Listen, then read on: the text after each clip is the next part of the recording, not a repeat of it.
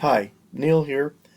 Uh, I hope you're there. We're going to talk about the article "Forgiven" by Paul Tullis. It was published in the New York Times Sunday Magazine on January 6th, 2013. And I want to say at the outset how extraordinary I think this article is, or what it depicts, what it describes. No article in these last 8 or 9 or 10 years has riveted me the way this article has. My feeling is that if you read the first paragraph of this article, you won't put it down until you're done with it. It talks about extraordinary behavior and action on really all of the principal characters in this. And I should mention, I mean, this is true. By characters, I don't mean that it's fiction. It's just the people who are acting in this. Um, and so I think this article is really a wonderful article depicting obviously a tremendously sad event um, and or incident. One of the things I want to point out here is that this article and the idea of forgiveness um, pushes us beyond the normal distinctions that we make between good and bad, or good and evil, and right and wrong. Um, and so it pushes us in a way that I want to say almost takes us beyond morality in some sense, beyond the easy judgments and certainly what we've been talking about, perhaps. And so the article is it's very challenging. It's tough to read. It's upsetting. There are many upsetting parts in this of what Connor did to his girlfriend Anne, and I think we have to be aware of that. Now, one of the things that I'm doing in this article is, or talking about this, is what this idea of trying to get into to understand the what the person or what a person was thinking or feeling. And with an article like this, with events depicted like this, I don't want people to misunderstand me and say, "Oh, what Connor did was no big deal. It happens, and it's just how it is." And there are notions that if we try to understand what Connor did, that we're just making excuses for a man, for male behavior. And I certainly want to avoid that. And I'll come back to that, but more in, half a minute. But I want it noted that if this article was just about Connor's murder of Anne or Anne's being killed by her boyfriend, there would be no article. I mean, there's nothing to write about.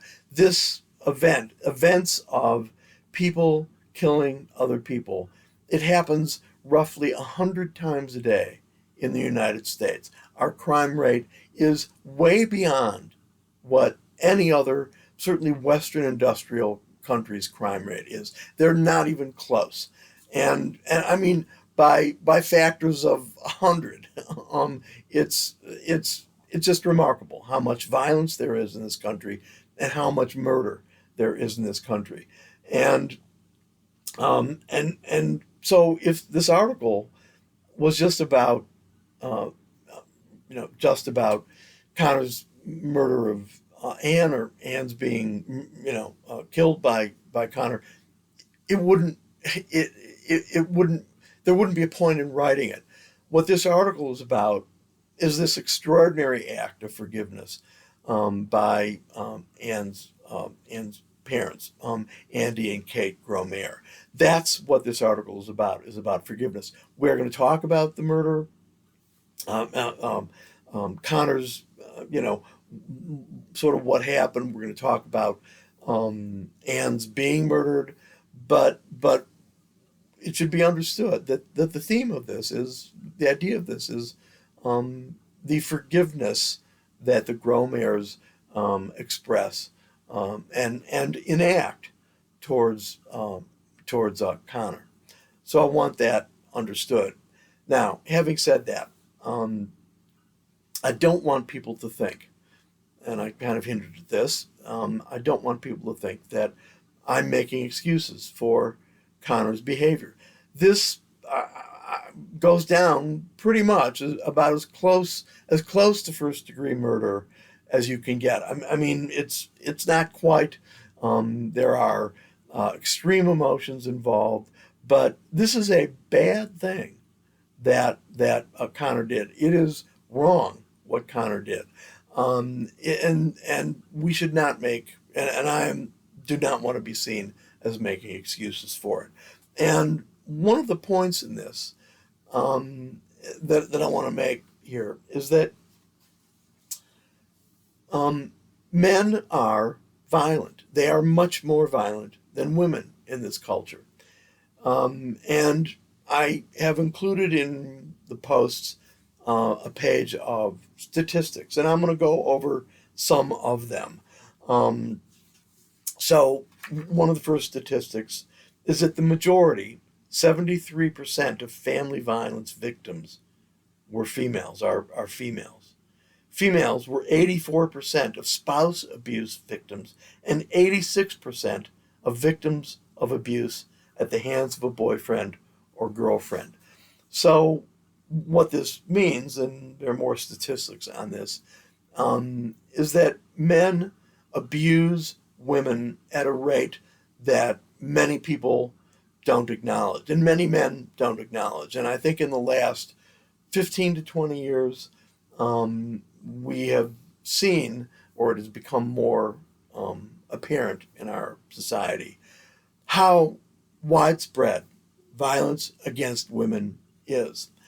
And I think we really have to note that and think about that. And one of the points I'm making here is that what Andy did, what Connor did to Anne is not unusual when we come to think about violence. It's just not. And that's an important thing to consider. You know, one of the misperceptions about violence, one of the personal misperceptions that we have about it, is we're afraid to walk on the streets, that somebody might just come up to us and kill us or beat us up and drive away, and they'll never find out who we did. One of the facts about murder, one of the disturbing statistics about murder, is that it is much more likely that that murders happen within families than outside of families. And if you think about it, it kind of makes perfect sense. You know, a stranger has no motive to kill me. Yes, there's money. Maybe someone is angry in sort of a general way. Maybe someone is trying to test out their manhood, and I think that is not a minor reason why murders happen and happen by men. It is a male aspect of behavior to be violent. It goes with being male, and there are biological considerations in that, biological and hormonal considerations in that. So men are much more likely to kill women than vice versa, or that it being even. But the point I want to make is that it you know, we're afraid of the stranger killing us, and when in fact we should be afraid of a family member killing us. And so what I was going to say a minute ago, or what I started to say, was that a stranger has no motive to harm me. On the other hand, my sister has a lot of motive to harm me, and I her. I mean, we are vulnerable to each other. We're close in in a way. We interact all the time, particularly growing up.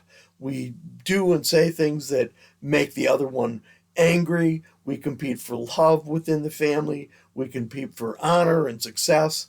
And we get jealous of our family members, of brothers and sisters, or brothers and brothers, and so on. And so there's no motive for a stranger to kill me or harm me, but there is plenty of motive for a family member to harm us. And I don't mean to make that into a funny comment. It comes out maybe a little bit humorous, but it just makes sense.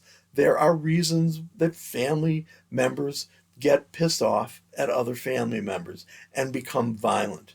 And so what Connor did is is in a certain sense not surprising. It's family members and friends. Let me expand that a little bit. The violence among family members and friends is much more common than violence among strangers. But it's also the case. It also leads me into another point that I want to make, and that is that about the article specifically, is that um, how do the Grosmaires? I mean, why do they forgive Connor? I mean, how is it possible for them to forgive Connor? And one of the overarching ideas that I want you to keep in mind as you read this and as you think about this is what is this question: what do you do with a child of yours that kills another child of yours? So, and in other words, siblings killing each other. As a parent, what do you do with that sibling that kills another sibling? And I don't have some quick, easy, breezy answer here. I think it is probably one of the very worst things that a parent experiences, and uh, uh, perhaps if we thought about this more, one of the worst things and I know this from personal experience, even though I'm not a parent, seen I've seen things happen like this. That one of the worst things that a parent experiences, and I think is frightened of in their lives, are one of their children or their children dying. I don't think a parent has a worse nightmare than that particular uh, kind of an event, that one of their children dies, and they experience it. They're alive. The parent experiences that. One of the things that makes that experience worse is not just that a child dies, but a child is murdered. And I think that is even beyond just you know experiencing the death of a child in an accident, but when a child is murdered by someone else, I believe that is, if anything, could be worse than having a child of yours die, is having them murdered. I think one of the worst things that even is beyond that is having one of your children murder another child. The reason I'm talking about this in this way is that I think the way to understand, start to try to understand how the Grosmaires how they forgive Connor, is that they looked upon Connor as one of their children. He lived with them for a while during a period, apparently, when Connor was having difficulty with his own father, which is so interesting also in terms of Connor's behavior that results in his murder of Anne. Their family life had strains in it. It was not easy. There were many emotional difficulties that led to Connor leaving the house. That's not minor stuff. I think that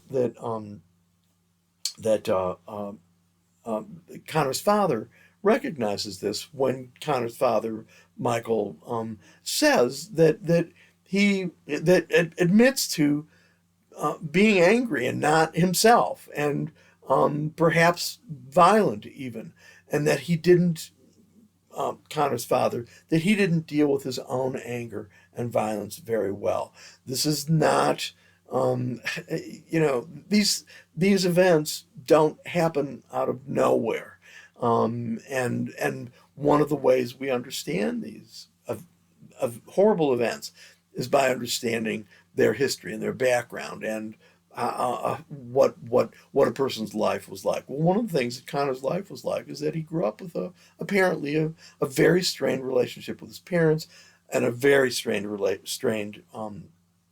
relationship with his father. So we have to understand. I think we have to understand some of that when we come to try to understand Connor's behavior. And what that resulted in was Connor living with the Gromers, and therefore having a familial, Anne's parents having a familial feeling in a very individual, personal way towards Connor.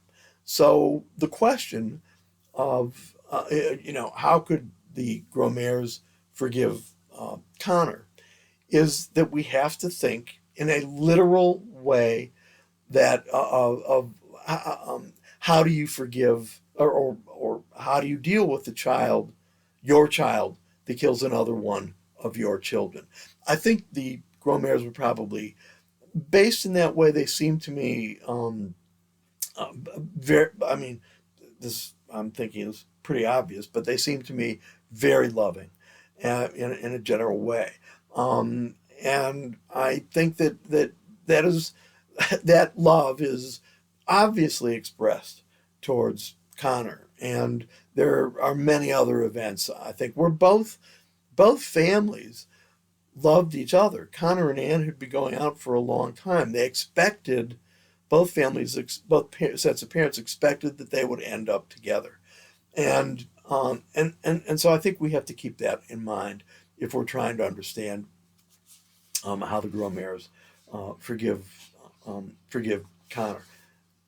How do you deal with a child who who kills one of your other children? Um, so we want to keep all that in mind, but I also want to return to this idea that that murder happens in families all the time in our country. It does not happen in that way with the frequency in almost every other country in the world. And I think these statistics here, and they're, what are they, 2005, but they actually don't, statistics like this don't vary much. There's some dips, some raises, but these are pretty constant things, these figures. Um, the, uh, the second point on this sort of fact page, while about three-fourths of the victims of family violence were female, about three-fourths of the persons who committed family violence were male. This is part of this notion. Males are more violent than females. And we go on. Most family violence victims were white, and the majority were between ages 25 and 54. 65%. Most family violence offenders were white, and most were age 30 or older. And that's interesting, the way that our society characterizes non-white people and the murder rates of non-white people. It happens not to be true. It happens not to be true. Let me be straightforward with this. It happens not to be true that African Americans murder more than white people. It's false, but we believe it to be true. Another reason why we look at statistics. Are there other statistics that make other definitions, distinctions within those? Yes, there are, but I'll leave that there. And if you want, there's a tremendous amount of material written on this if you're interested in this. And if you're interested in this, you can contact me and I'll lead you to some of that material. The As these facts continue, children under age 13 were 23% of murder victims killed by a family member, and just over 3% of non-family murder victims. Children are easy targets. They can't defend themselves. Literally, they can't defend themselves. Children are abused with a great amount of frequency in our culture and in most cultures.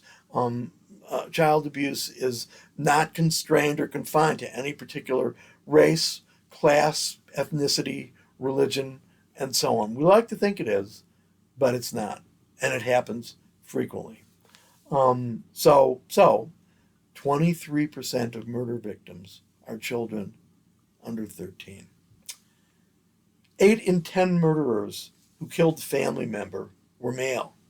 Males were 83% of spouse murderers, and 75% of murderers who killed a boyfriend or girlfriend. So this makes more the point that what Connor did to Anne is not unusual when you look at the big picture, which is American violence and murder. It fits right in there. So the major point here is that this article is not interesting because it's about murders and victims. It's interesting because it's about forgiveness, and that's why this article is written. I'm going to stop here for this episode, and we'll come back to look at this in some more detail.